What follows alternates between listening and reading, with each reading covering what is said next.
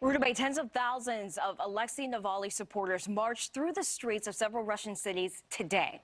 Along the way, they were met by police who at times were seen on video being forceful with protesters. This is what it looked like today in Moscow as thousands of people filled the streets. You can see officers with arms linked as they formed a barrier against these protesters. Police also shut down subway stations near the Kremlin and ordered restaurants and stores to shut down. Meanwhile, arrests continued throughout the day. Officers were reportedly randomly picking people and also rounding them up in police buses. While these protests were mainly about Alexei Navalny, some say they are also frustrated with the corruption during Russian President Vladimir Putin's time in office and the poverty rates in the country. We can't live like this. It's impossible to live like this. There is no money in the country. Old age pension is 9,000 rubles.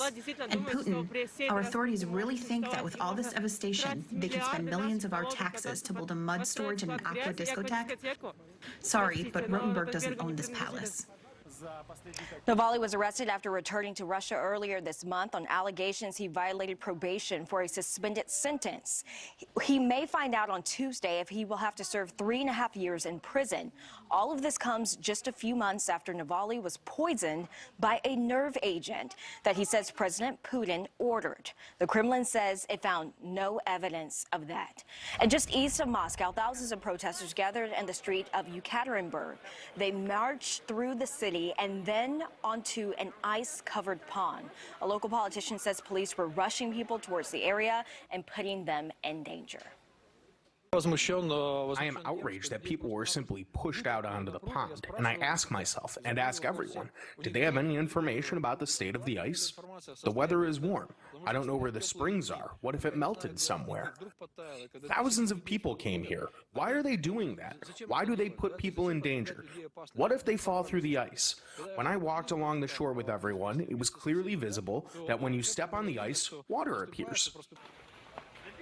Police arrested more than 1,000 people at this location. Some officers were seen beating protesters with batons, and despite the threat of physical harm by police, one protester says they are not afraid.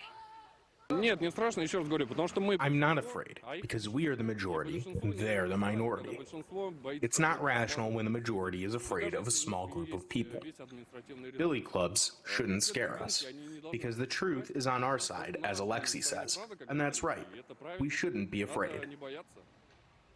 Russia's interior minister is warning people that protesters could be charged with taking part in mass riots. U.S. Secretary of State Antony Blinken condemned the crackdown on protests and urged Russia to release Navalny. Aaron?